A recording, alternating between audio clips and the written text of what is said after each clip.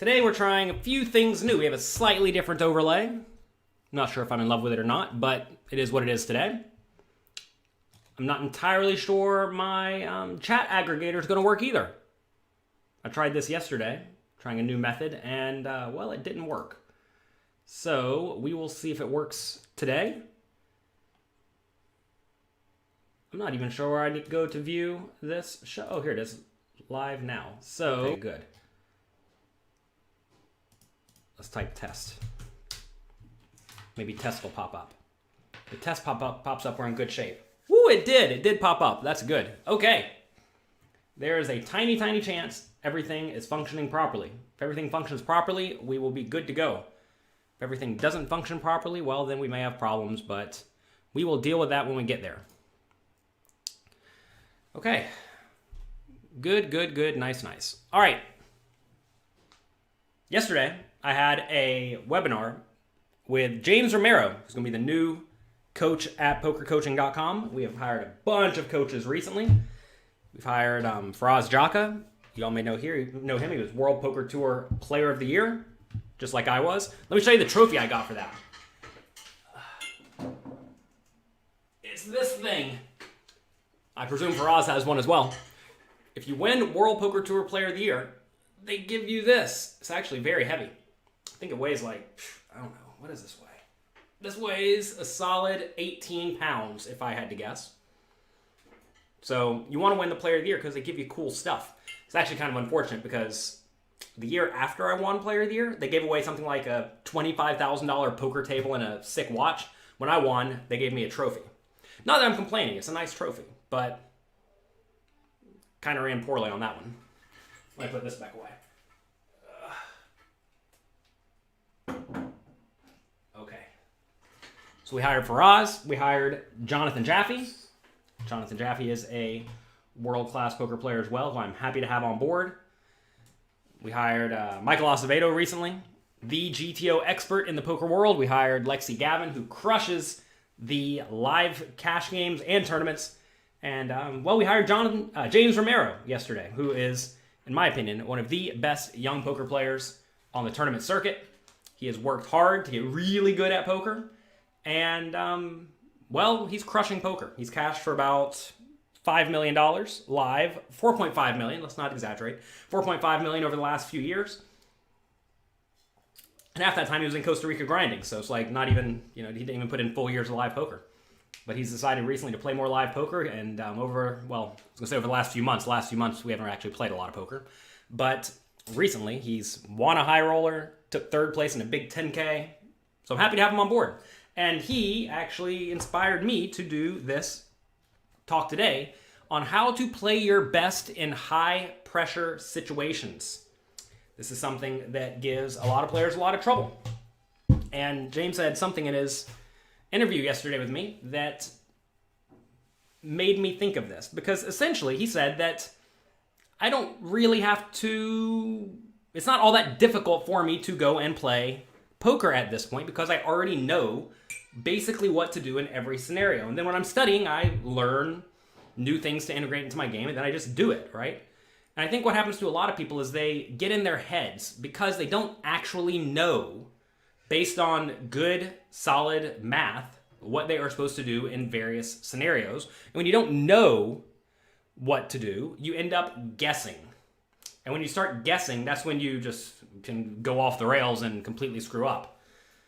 What's my advice to make it as a poker player for a living? Google Jonathan Little professional poker player how-to or something like that. And an article on jonathanlittlepoker.com will probably come right up.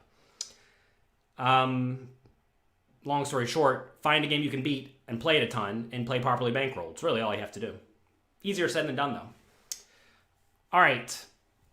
So, whenever you do make it to a high-pressure situation, first things first, is this a rare occurrence or a frequent occurrence? Because, let's get real. In reality, if you normally play $100 buy-in tournaments and you find yourself at the final table of a $1,000 tournament randomly, and first place would quadruple your bankroll or something like that, just because that's how we found ourselves in this scenario, well, yeah, that's going to be high pressure, and that should be understood. At the same time, though, some people think that if they find themselves in the money in their regular daily tournament, that's a high pressure situation. And you need to recognize that some things are rare occurrences, but some things are just normal and routine.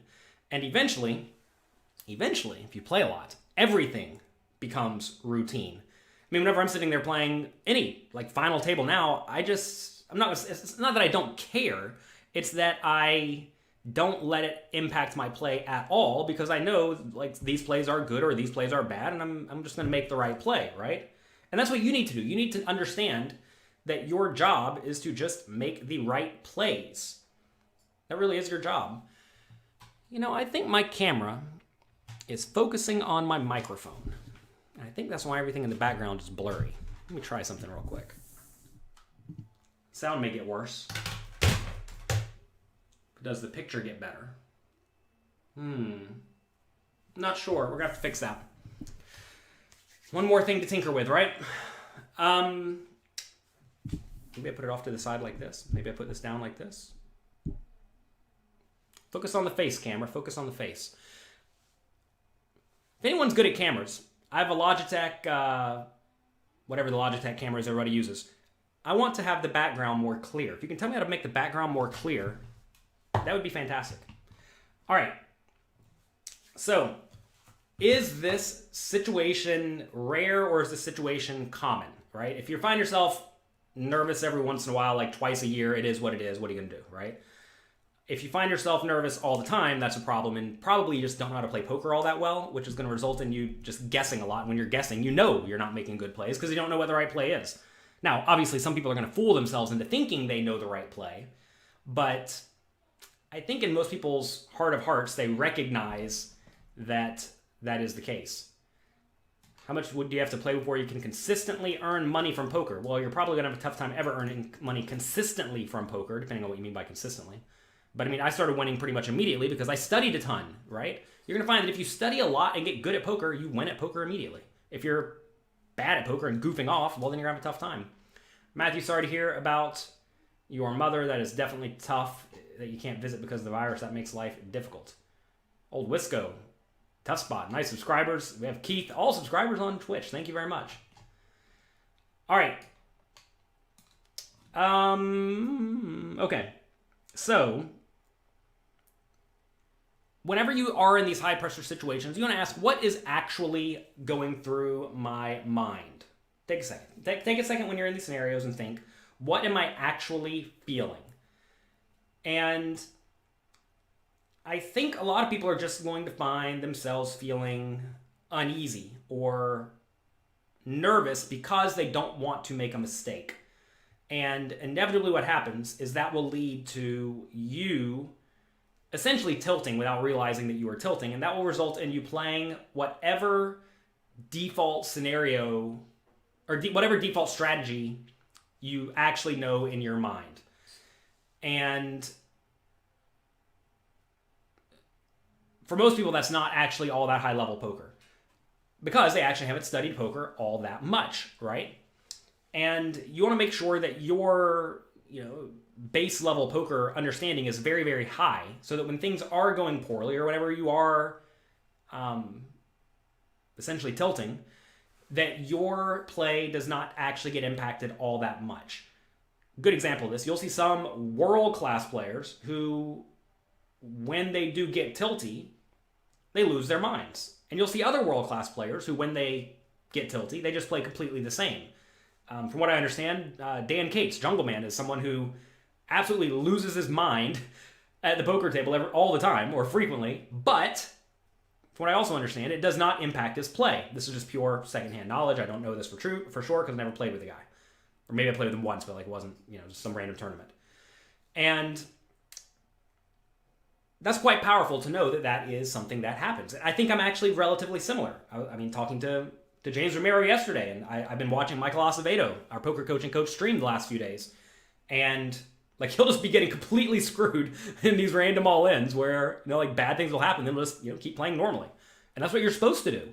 And that is what basically all of the absolute best players in the world do, who come from a solid mathematical background, who understand the game very, very well at a very base level, the root level, that they know what is good and they know what is bad. They don't have to guess. Whereas a lot of the players who come from the more like live poker point of view, very often they are guessing, but they guess right way more often than they don't when they are not on tilt, and way less often than not whenever they are on tilt. And it's important to realize, right? Next, you want to get good. You want to get good at poker so that you just know the right plays. I know I've said this a bunch of times now, but you need to get good at anything so that you are with it. Great example of this. Let's say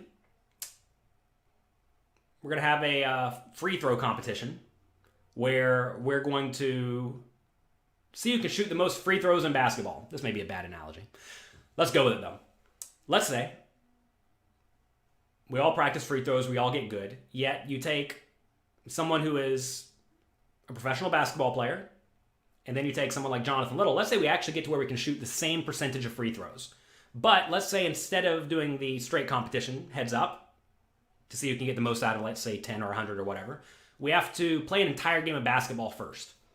Well, you can be pretty sure that the professional basketball player is going to crush it at the free throw shooting competition after playing a whole game of basketball or after running 5 miles or whatever, because they're going to be better conditioned, they're going to understand how to shoot free throws way better. Basically, they're just going to be better at the overall game than a novice, right, who's learned to do exactly one thing well.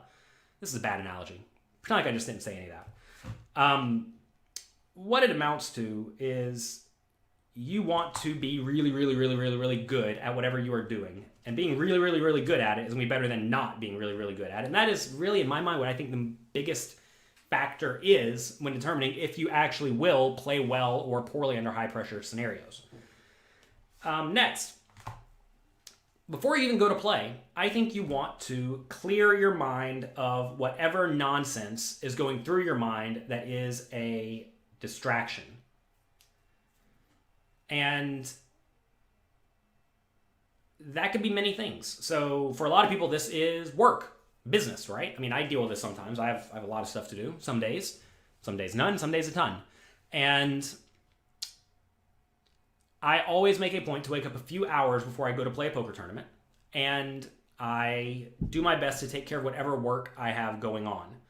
And that may be a lot of work or a little work, but I do make a point to do it and to actually complete the tasks such that it's basically off of my plate. I like getting stuff off my plate. It is very, very, very, very important to me. And I think that's important for a lot of people. You'll see some people at the poker table like having fights with their significant other or dealing with business at the poker table, which is fine if you don't really care about the poker, but if you do care about the poker, I would suggest you don't have those things going through your brain. Relationships are another thing, right? I just mentioned. You want to make sure that you and your significant other are ideally on the same page, or if you're not on the same page, it's going to sound bad, you just have to not care what page they're on. Sounds very, very selfish, but to be fair, if your significant other or whoever you care about in your life, let's say, really hates you going to play poker, maybe you shouldn't be going to play poker. But if you're both on the same page, you're going to get up, you're going to go play poker, you're going to spend your time away from them to go play cards, and they're cool with it, and they're actually cool with it, then you'll have no problems, right? I would tell you to ideally not use poker as an escape from life, right? I know a lot of people, they'll have crappy things happening in life, and they'll use poker to kind of forget about it for the time being, which is fine, but I think you'll play worse across the board if you have these other things on your mind, even at a subconscious level. So do your best to clear your mind. You can do this by working out, by meditating, by addressing the issues, right? These things are all very, very, very relevant. Giancarlo says, you're very focused on how many people are left in the tournament. Well, I would generally tell you to not worry about how many people are left in the tournament. Let's say you are playing deep in a tournament and you're getting down to the end of the field and you think, oh, there's only 6 people left. Now I need to, knit it up or really play hard to try to win or whatever. Realize all these thoughts are not correct. Your goal instead should just be to play fundamentally sound, right? So you get nervous when you're at the final 3 people. Oh wait, you get nervous when there's 20 to 30 people left. Ask yourself, why are you getting nervous? Why? Because you may or may not win. Basically, don't count the chickens before they hatch, right? Realize that when there's 20 or 30 people left, your equity is whatever it is, and you're usually not going to collect that equity, but sometimes you're going to collect way more than that equity. Let's see. You often recommend my content to people struggling. Well, thank you. I appreciate it. What's my number one advice on how to weather the storm on a downswing? Keep a big bankroll. Ensure you are playing in games that you can beat, and study more than you are playing, ideally. And when people are on a downswing, a few things may be happening, and it's hard to know which one it is, especially if you're not playing with very, very good data, like online with Hold'em Manager or whatever. Because you don't actually know, you don't definitively know if you're getting unlucky or if you are just playing poorly. So you want to do your best to ensure you're playing in games you can beat. An easy way to do that is just to move down. Especially in tournaments, it's like really easy to move down in stakes. It's very, very simple. I mean, in cash games, it's easy too. But I would tell you to move down in stakes, and I would tell you to study your play way more, review your play way more, and really just moving down by itself fixes a lot of problems, assuming you don't have some innate ego problem, because it essentially doubles or triples your bankroll because you're playing half the stakes that you normally do. So that's good. You double your bankroll right off the bat. And also, the skill level of your opponents is going to be, well, they're going to play worse, right? And as they play worse, even if you play exactly the same, your win rate will go up. So your win rate's going to go up, and you'll have a bigger bankroll. So do that for a while. Grind back up. That's essentially the easiest way to do it, is double the amount of buy-in / big blinds you have and then play in those games. Do drugs fix tilt? I don't know. I don't experiment with the drugs so much. How do you work on tell reading skills? Check out the work by Zach Elwood. He has a book called Reading Poker Tells. He also has a section in Excelling at No Limit Hold'em. It's my book with a bunch of other poker professionals, so check that out. Is it safe and legal to play on global poker? Oh, fortunately for you, I just did a video on this with my lawyer, Mac Verstandig. Let's see if I can find it since I'm already on YouTube. Let's see. We go to Jonathan Little. We go to videos. I'll link you right to it. How lucky is that? How lucky is it that I'm already on YouTube today?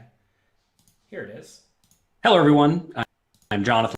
The long story short is legal, maybe, maybe not. Is it safe? Well, no one's going to murder you for playing. You might get robbed, but no, you'll be fine. Same thing for sites like ACR, Ignition, Bovada. Those, you're not gonna go to jail for playing on them most likely, but when they close, they're probably going to keep your money for the last time. What are my thoughts on Doyle saying that ACR is soft? I imagine he probably has some sort of clause in his contract with them to say ACR is soft. Fortunately, Doyle was nice enough to mention that he somehow combined with them a long time ago when the government purposefully shut them down or made them leave. And it's generally good business to not poo on your business partners. But I'm not in business with any of these people, and I'm purely looking out for you, not my quote-unquote business partners. I'm looking out for all of you. And I would tell you to not keep infinite money on there. James said yesterday he plays on ACR. Yeah, I mean, look, I'm not against playing on these various sites. What I am against is representing the various sites, promoting the various sites, with the promotion being, this is a safe place to park your money and leave it there. I think that's a big mistake. Because if you paid attention to history, all of these sites that are operated within America have closed at one point or another. There's a few that are still around that have been skirting the law, but they may get caught eventually. And you don't want to be the one stuck with your money on those sites when that does happen. So, I realize that Americans have relatively few options, right? So play those sites, but also don't keep much money on there. I would tell you to not play the apps like PPP, Poker Bros. I would tell you to avoid those for sure, because those are just like completely unvetted, completely unlicensed. And I mean, to be fair, I don't know if like ACR or Bovada or Global Poker are actually vetted by any legitimate gaming commission. I'm sure they're vetted by some gaming commission, but legitimate gaming commission is a different story. But at least they've been vetted by someone, right? At least someone has at least looked at the site. Whereas the apps, it's like, we can turn up the variance if we want. We can turn down your pocket aces if we want. We can turn up the bad river cards for you if we want. Yeah, we don't need that. I don't want to play on sites like that. how do you navigate 5-hour late registration periods? Just realize that there's a lot of variance, right? I don't know anything about this bet online site you all keep asking me about. Sorry. Okay, back to the topic at hand. Another trick to help yourself play better in-game is to already know, and you have to know this because you're going to do it, you have to know that after the game, you are going to go back and review that game to make sure that you are not making mistakes so that you can improve in the future. Having in your mind the idea that I am going to take care of whatever problems I actually had in-game later will let you focus on the game at hand. And focusing on the game at hand is highly, highly valuable because that's really what you want to do. You want to have your head in the game, not outside the game. Let's say you get it all in and you lose some hand. Some people think, oh, did I get it in bad or did I play this hand poorly? And they'll think about that for like a minute or 10 minutes or anything more than 30 seconds is 30 seconds too long, or is 30 seconds more than they should be thinking about it, or that's a bad saying. They're thinking about it longer than they should, right? And you don't want to do that. You don't want to be dwelling on the past. Instead, you want to be thinking about the current hand and how to play the current hand to the best of your ability. And if you record your hands and then review them later, that will go a long way to making sure that you know that this will be taken care of later. You have to actually do it. You have to have the discipline and integrity to do it, which, some people will lie to themselves. Maybe that works too if you can lie to yourself. But I would tell you to do that. I see you all have just loads of questions about stuff. What's the mentality on day 1, 2, 3, 4, etc. of the World Series main event? Can you talk about your end-of-day goals? I have none. You short-stacked the entire 4 days and couldn't get out of the hole. Cashed but wasn't happy. Well, realize that your cashing or not cashing should not impact your happiness one way or the other. Because when you buy into a poker tournament, the way this kind of works is you're essentially buying lottery tickets. Let's say we're going to play the World Series main event. There's 10,000 people, and if you're really good, you get 3 tickets. 3 out of 10,000. If you're really bad, you get 0.3 tickets for your one buy-in, right? And that's it. That's exactly what you're doing. You are buying in with an edge or with a disadvantage, and then you are going to play whatever strategy you know, and that's it. That's all you're doing. You're just implementing a strategy. Whether you have a strategy clearly defined or not, you are implementing it. There's a saying, whether or not you think you're on a diet, you're actually on a diet. And, a diet means, you're eating some sort of effectively predetermined food choice, even if you have not predetermined it. For example, if you have ice cream every night at 9 p.m., you have an ice cream diet at 9 p.m., right? That's how you operate. If you, you only have salads and lean meat, that's your diet, right? Whenever you go to play a poker tournament, you are playing whatever strategy you know. You're making decisions at the table, but all of those decisions have effectively been pre-made by the study and work you have put in before the tournament and the mental game preparation you have done to make sure you can implement your strategy to the best of your ability. So, I just don't care all that much about any individual tournament. I go there, I show up, I play my best. If I lose, I lose. If I win, I win. And I realize that every time I buy in, I'm having some amount of edge. The skill is figuring out how much of that edge you actually have. Thanks for giving you an hour of your time regularly. Oh, you're very welcome. Do you think playing cash games without rakeback is suicide? I just think you should get rakeback if you can. How do you get a good rakeback deal nowadays? Know the right people. I would tell you to send an email to your poker site and tell them, I'm thinking about playing a lot more. I'm trying to find a site that will give me a good rakeback deal. Can you give me 27% rakeback? Just send them an email, see what they'll say. On a lot of the American sites, ACR, etc., they just might turn on your 27% rakeback because you asked for it. So I would tell you to ask for that. If they will not, but you know that you can get it if you open a new account, close your current account, don't play for a little while, sign up again through rakeback deal, and then get it. You have to worry about some of these rakeback sites because they are often run by semi-shady people. Be careful of that. Another good example of people screwing the poker players back in the day. Maybe you all don't know about this, but back in the day, the way rakeback was paid is, it still is today on some sites that are marginal. But basically, you would sign up to an affiliate. The affiliate would get like 30% of your rake back for signing you up, which is just a ton of money. Back in the day when I was playing on Party Poker a lot, I was paying something like $60,000 in rake every month. So the affiliate would get, let's say, $20,000 of it. But you have a deal with the affiliate where they turn around and give you like 29 out of that 30% for signing up to them. So they get a free 1% per month. So they get a free $600 per month out the door in exchange for facilitating this deal. Which, you know, you sign up 50 guys, $600 times 50, what is that, $30,000 a month for signing up people? I mean, think of the value, right?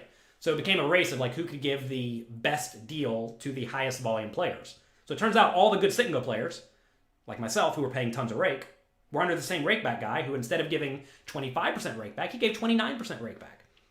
But it also turns out whenever Party Poker shut that deal down, this guy decided to just stiff us for a few months. So he ended up taking, well, instead of $600 from each person, $60,000 from each person, or something like that. And, or not, sorry, $20,000 from each person for like 3 months, and basically screwed us. And that's the problem with middlemen. You all want to play on these poker apps now where you have to deal with middlemen. You don't want to deal with middlemen because middlemen are just one more point of failure. But anyway, get rake back. You might as well get rake back. How do you deal with frustration and taking huge beats? Don't get frustrated. It doesn't matter. Just play well, right? Like I was telling you, I've been watching Michael Acevedo stream the last few days, and he's had like a final table in a 1,000-person tournament every day. However, he's taken like 6th place or 10th place, right? And he's at the final table, he's playing well, and just loses, right? I mean, sometimes you're just going to lose. And that's it. If you have any problems logging into our website, email support@pokercoaching.com. If you cash the main event and weren't happy, you should quit the game. I don't know about that. Because again, like, should you be happy if you cash? Not really. Should you be happy if you don't? Unhappy if you don't cash? Not really. It should like not be a giant impactor to your happiness one way or the other, at least in my opinion. As long as you're playing on, if you're playing on any of these random sites that are unlicensed, unregulated, etc., as long as you are not keeping much money in there and you are actually winning, you're probably going to be fine. Is there a way to see your average prize pool for a spin and go? I don't know. Maybe. I don't know about that, sorry. How can you earn money as a new player? Play in really, really soft games at really tiny stakes. You're a winning live player but struggle online. How do you bridge the gap? Learn to play well. The thing is a lot of players are really good at reading players or playing essentially the live game where you adjust really well to what your opponents do wrong, and sometimes it's kind of obvious to you, but when you're playing online, none of that exists. Or may even trick yourself into thinking that exists, but it doesn't. And what ends up happening is you're just not playing very well. So if you do not play good, fundamentally sound poker, you are going to get crushed. And especially if you're playing the same stakes that you normally play live, you're really going to get crushed because the games are much tougher. Like if you play 2-5 live and you try to play $2, $5 no limit online, you're just going to get demolished because it's more like a 25-50 live game or something like that. So you need to be playing much, much smaller stakes. And you also need to make sure you learn to play fundamentally well, which we teach at pokercoaching.com. Check out the spring sale. You can go to pokercoaching.com/spring sale. And we have big discounts right now. Sign up to Poker Coaching Premium. It sounds like you're taking the game seriously. That's going to go a long way to helping you crush the games. We have tons of content made by some of the absolute best online players in the world. There for you. So don't miss out. You get a flush draw and a gut shot straight draw, and they put all in. Wait, should you fold? No, probably not. Don't fold good draws. Assuming you know you're profitable at a given game, how many big blinds should your overall bankroll be? Read jonathanlittlepoker.com/bankroll, because this is not enough info. You need to know how much variance you have. You need to know your actual win rate. You need to know quite a few things. You need to know how willing you are to have risk of ruin, etc., etc. You paid $60K in rake a month. What did you play? $200 buy-in sit and goes. 3,000 to 5,000 of them a month. Fun stuff, huh? Believe it or not, you pay a lot of rake. Do you have an opinion on Ignition? Yes, I already mentioned it about 20 times today. Who do you think the best streamers to learn are from? I don't know. I don't really watch a whole lot of streamers. I actually don't think watching people play in real time is all that useful, especially if they are not purposefully giving you very high-level information in real time. If you speak Spanish, Michael Acevedo, but he streams in Spanish. So that's not so useful for me. I mean, I don't know. I don't. That's not how I learn poker. I learn poker from watching the conclusions that the best players make from their study on their own. So, I don't know.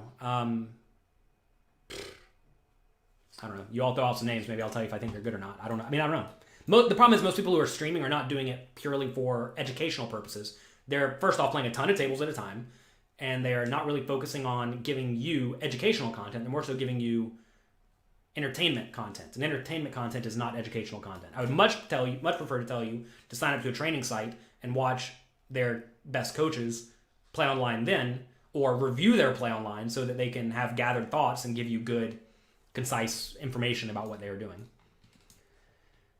In USA, yes. Do you still play online? No.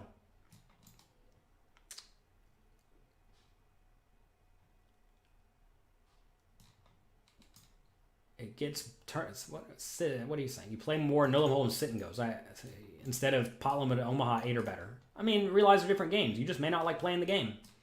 There's nothing wrong with playing games for the fun of it. Just realize you're not going to make a ton of money if you play random games that you happen to think are just fun. Best thing you ever did was sign up to poker coaching. Well, I'm glad to hear it. Thank you. What's the best book on tournaments? Mastering Small Stakes No Limit Hold'em. This is not specifically on tournaments. This is on No Limit Hold'em. But it's on range analysis. Learning how to analyze ranges will fix all your problems. If you know how to analyze ranges, you will be in very good shape. If you don't, you're going to be screwed. Yeah, Jamie Staples has good stuff. I don't, Bet on Drew has good stuff. Spraggy has good stuff. BBZ has good stuff. But I mean, like, again, I'm not watching this, so I don't actually know because I'm not in there watching streamers all the time. I am busy making all the content for all of you and taking care of the content that all of my coaches are making. It's important to realize also that it takes a very specific life setup to be a streamer that a lot of people either do not have or do not want to have.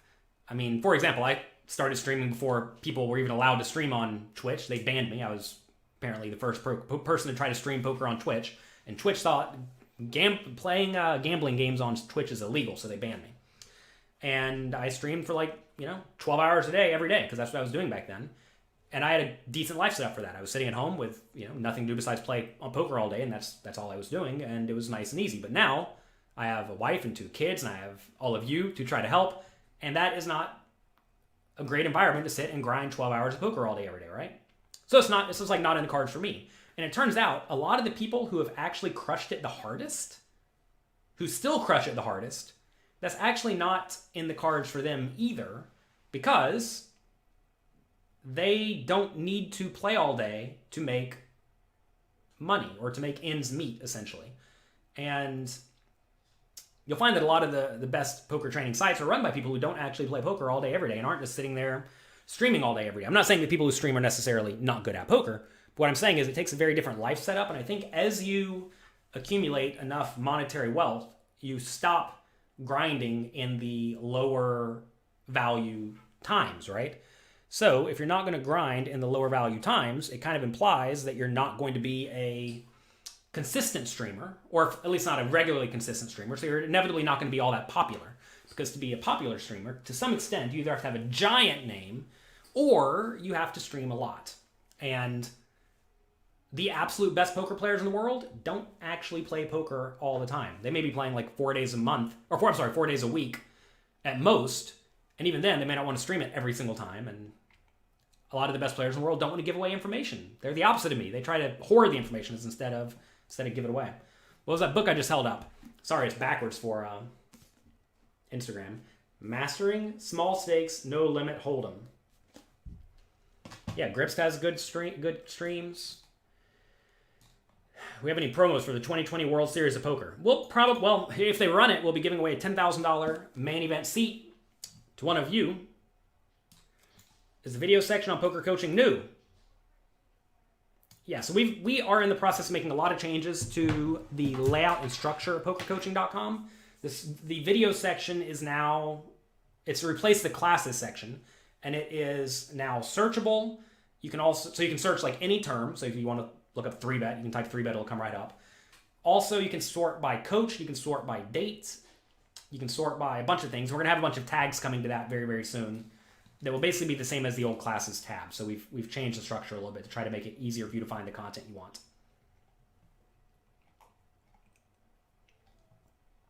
You like Fenton a lot too, sure, yeah. Why isn't a brand pushing for cash game festivals?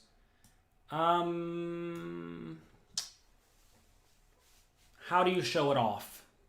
That's the question. How do you... So like whenever you run a poker tournament series, it's easy to show off. You show off the tables with the best players. So every day you have a table with really good players.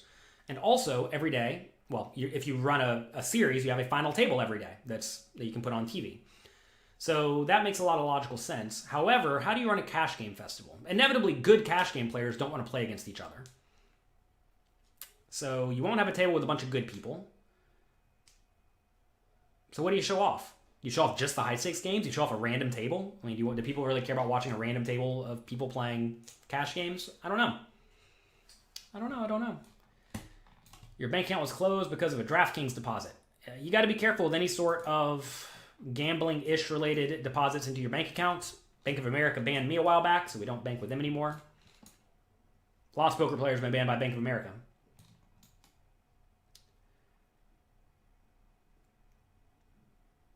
How do study groups work? They work in all sorts of ways. Is there one on poker coaching? Well, we have the Discord, and on Discord, people are connecting all the time. So go to pokercoaching.com, click on the tools section, click on Discord, type on there, and whatever the relevant channel is. Does anyone have a study group I can join?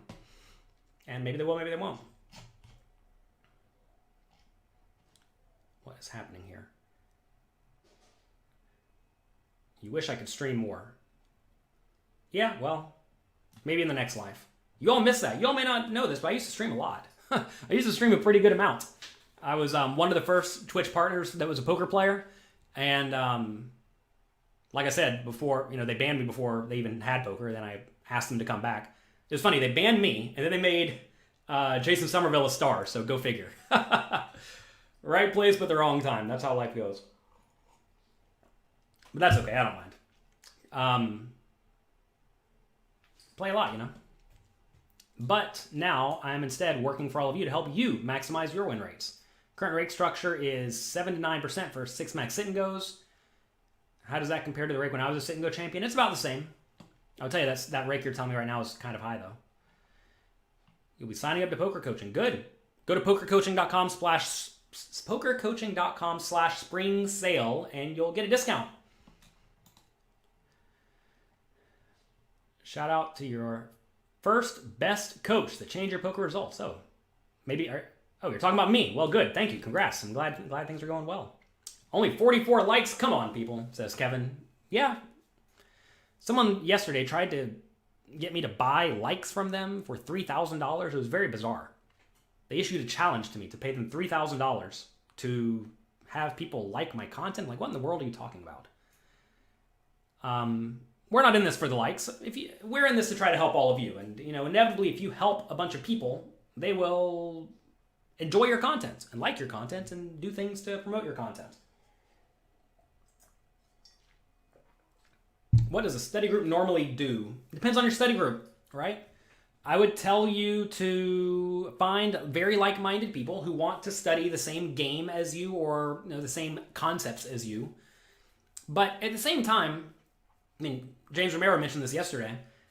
What he does, I don't know if he specifically mentioned this. I know what he does because he's told me. Basically, he has a group of people who are all very good at their specific thing. Turns out, I have a group of people who I also talk poker with, and I am their guy for one specific area of poker. I'm very good at playing short-stacked ICM scenarios. I might be one of the best players at that because of all the immense sit-and-go experience, right? So when people have short-stacked questions, especially pertaining to payout implications, I'm their guy.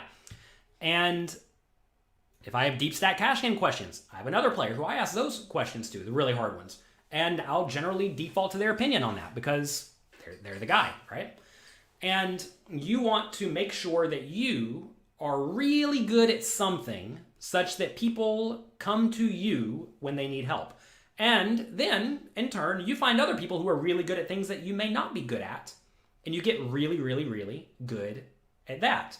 Like James Romero was talking about how he is one of the best at using data to tell him how to adjust to the general player pool. And that's a highly valuable skill, right? And he may not be the best at some other things, especially when it comes to studying and whatnot, but he's really, really good at a few specific things, and that makes you highly valuable, right? And you want to make yourself highly valuable. What a lot of people think a study group is, we're just going to play poker and talk about hands. But no, you need to be analyzing these things using the logical tool, and you want to make sure that you are actively adding to the group. Because if you're not adding to the group, you're just taking. And while taking a little bit's fine, if you are consistently adding value, you'll stick around and people will want you around. I mean, this is what I've done my whole career, basically, is tried to add value to other people's lives to the point that they want to give back to me, right? I mean, that's how I get to live my life that I live to some extent, because I work hard for all of you all day, every day. And some of you appreciate it. Let's see. Can you still make dollars in 18-person sit-and-goes? You can make dollars in any game. You just have to realize that some games are easier than others. Good example of easy games. 9-handed sit-and-goes are very easy. 6-handed sit-and-goes, very easy. Satellites, very easy. 18-man sit-and-goes, or basically 9-man sit-and-goes, very easy, right? These easy games are easier to solve. They're just simpler games. And simpler games get solved, and then everyone plays pretty well. And once everyone plays pretty well, there is no edge anymore. So then everyone is just paying the rake. Even if the rake's like 1%, you're still lose in some of these games. Which is why you've seen sit-and-goes just completely fall off the cliff, because everyone got good. Where'd my mouse go? If you want you can have anything you want in life if you help enough other people get what they want. It's true. If you think about this, if every person in the world gave you a penny, 1 penny, how much money would that be? I don't know how much money would that be, but it'd be a lot. It'd be enough. I would sign up for that deal. Just give me 1 penny from every human in the world. I'll be good to go. And it's kind of what you can do, right? I mean, any business does this, right? You trade something for something else. If you're in a business, you trade something for money.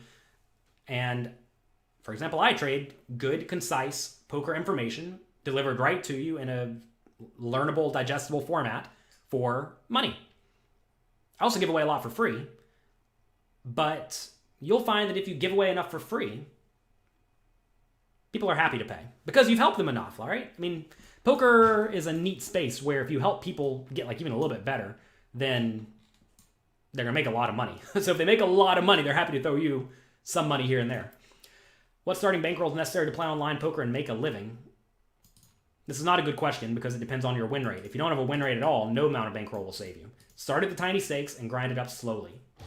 Is it more important as a professional competitor to maximize consistency or maximize the potential hit your highest highs or try to minimize your lows? I don't know. I don't think like this at all. I just show up and play my best. And my best is usually relatively steady. That said, I mean, there are times where, you will be more in the zone than other times. And there's a lot of, research out there on how to get in the zone. There's a lot of study on coders, specifically, where they would rather their coder work less time, but be really productive in that time that they are actually doing the coding. When they're in the flow state, right?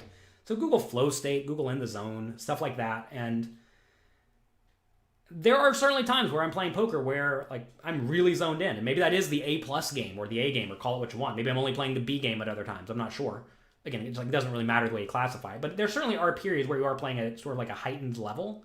That said, I'm not sure if that actually gives you all that much more of a win rate, because if your B game is very, very strong anyway, then your A game's good. Don't get me wrong, your A game's very, very good and better, but is it a lot better? Probably not. I think a lot of the potential downside is just fixed by learning to play good, fundamentally sound poker and then adjusting accordingly. Maybe you just adjust, slightly worse. A penny from everyone is $77 million. Apparently, nobody knows how many people there are. So there's 7 billion people. That makes it, 70 billion? Is that what we came up with? It's pretty good. That's only a penny. Well, you can get $1. Think about that. You make the final table of the tournament, when the game starts, you receive bad news, and you mentally push it aside. Do you quit the table or continue knowing you played badly? If you're at the final table of a tournament, you should keep playing the tournament unless you need to leave. I mean, this is always the fear of a professional poker player. I mean, maybe it's a fear, maybe it's not a fear. Depends on how much you care about things like this. But imagine your parents get sick or die or something while you're in the middle of a tournament, or your significant other gets sick or dies, and you're at the final table of a poker tournament. Do you just pack it up and leave, or do you keep playing? And I'm sure for some people the answer is obviously get up and leave. For other people, the answer may be play it out and then leave as soon afterwards as you can. But even then, say you're on day 2 of a 5-day tournament, right? It's a crappy spot and a crappy thing to even think about. What's a good score on poker coaching quizzes? 100. I mean, I don't know. Get as good as you realistically can. You're not going to get a perfect score because it's hard to play specifically like someone. Also, some of the coaches play differently. But I would tell you to instead try to figure out what you can learn from it. And if you are generally playing well. Is $6 an hour at 25 no limit over 50,000 hands a good return? Depends on how many hands you're playing per hour, right? You want to look at how much you're winning per 100 hands.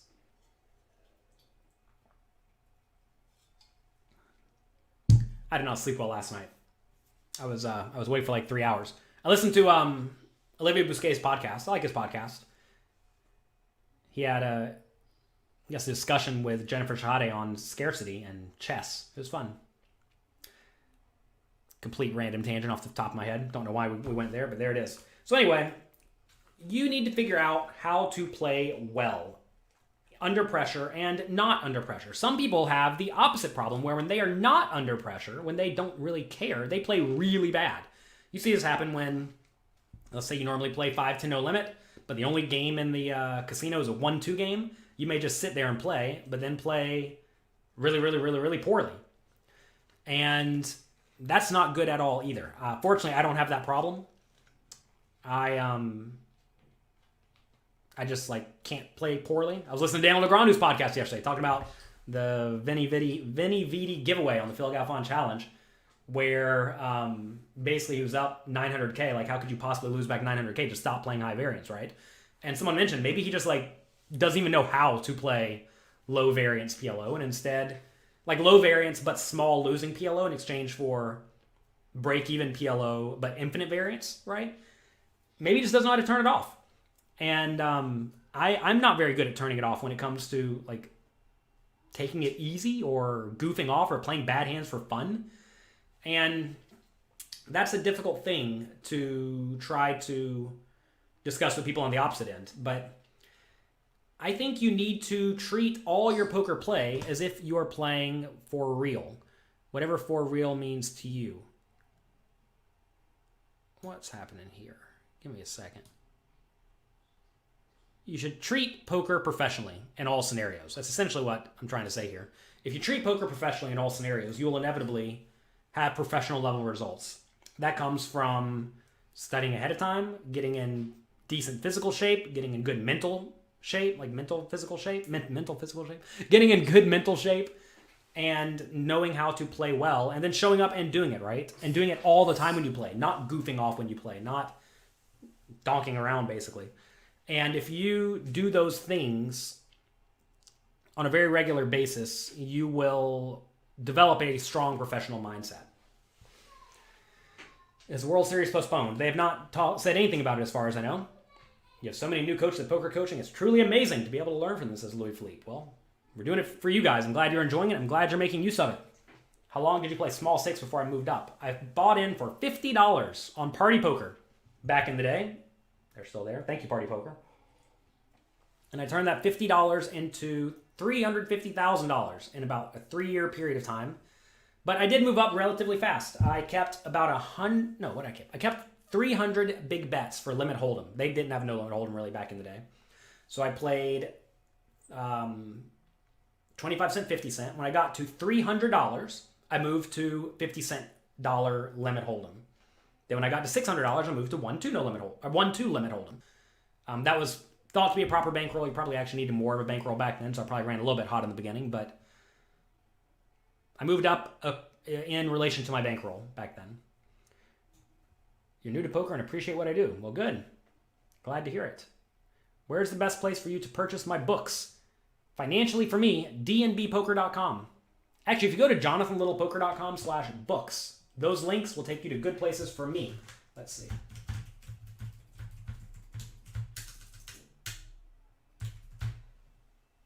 I'll send you a link. If you want to buy my books where I get a little bit of a kickback, go here, click these links, and get them from there. You all may not know this. If you buy anything from Amazon, anything at all from Amazon, go to someone's page where they have things for sale that go to Amazon. Good example is, I'm going to put a link right here. Here's a link right here. If you all click this and then go to Amazon, just click that link. Just click that long, ugly link there. Go there and then buy anything from Amazon. They will give Jonathan Little something like 7% back of whatever you buy. It's like rake back for getting you to go to Amazon. And you didn't have to buy the book, right? That's the cool thing. I remember one time I was like randomly looking at it. Someone went, they clicked the link, they bought my book, and then they bought some watch for like $6,000. Amazon gave me 7% of $6,000, whatever that is. I'm like, oh, that's nice. So, and you can do this for any person who you support, who you like, who has like Amazon affiliate links on their website. So that's it's like free, right? You might as well give back to some of your people. You notice changes in the poker coaching site. Yes, we're trying to make it way more user-friendly. Some people are having a difficult time finding specific pieces of content. So we tried to figure out a way to make it easier. So now everything is searchable. You can search by coach, by date, by topic in the very near future, etc., etc. What's a good link for bankroll management? Okay. Can't type today. I have this keyboard way over here to the side. It's probably not the ideal spot for the keyboard, right? The keyboard should probably be in front of me. I have to go now. I have a coaching session starting in 5 minutes. Is online poker playable without shark scope? Yeah, sure. You don't need shark scope. I think it's a good, useful tool, but you don't need it. It's not mandatory. And to be fair, you probably don't need anything, especially if you play on the sites without tracking, like Party Poker, right? Party Poker is a site where you can't use tracking tools, so you don't really need any of that stuff. That said, SharkScope is useful because it can still look up the people. It can tell you if they're good, bad, etc., etc. All right, I have to go now. The solvers have a steep learning curve. Yeah, I would tell you to hire a coach. I was talking to James Romero yesterday. He was saying that like he hires a coach for everything, just like I hire a coach for everything. I wanted to get good at solvers, so I had Michael Acevedo help me, right? I mean, he's like the solver guy. Makes logical sense, right? Hire the people who are very good at what they do, and they'll help you. You're not buying a $6,000 watch, but you use the link, LOL. Well, thank you. I appreciate it. Turns out, if everyone here gives me $1, that's nice. It's not so hard to give me $1 if you just go and buy whatever you buy on Amazon, right? Buy a $10 book. There you go. You just gave me 70 cents. We're good to go. Any advice for a struggling newcomer? Go to pokercoaching.com. Go through all of the homework challenges. Start at the earliest and work your way forward. If you do all that, you're going to be way ahead of everybody else. So do that. That'll help you get good at poker. And now we have the spring sale. So check out pokercoaching.com/spring sale. Let me see if I can actually pull up a slide. Can I do that? No, I can't do that right now. Maybe I can do that. Wait a second. Oh, no, I can't do that. Brutal. That's what happens when you try to do everything on the fly last second. I would tell you to try to not do everything on the fly. That is a big mistake. Let's see. Add source, screen capture, smart selection. I'll show you everything we have in pokercoaching.com. Here you go. This is in the premium section. You can go check that out at pokercoaching.com/spring sale.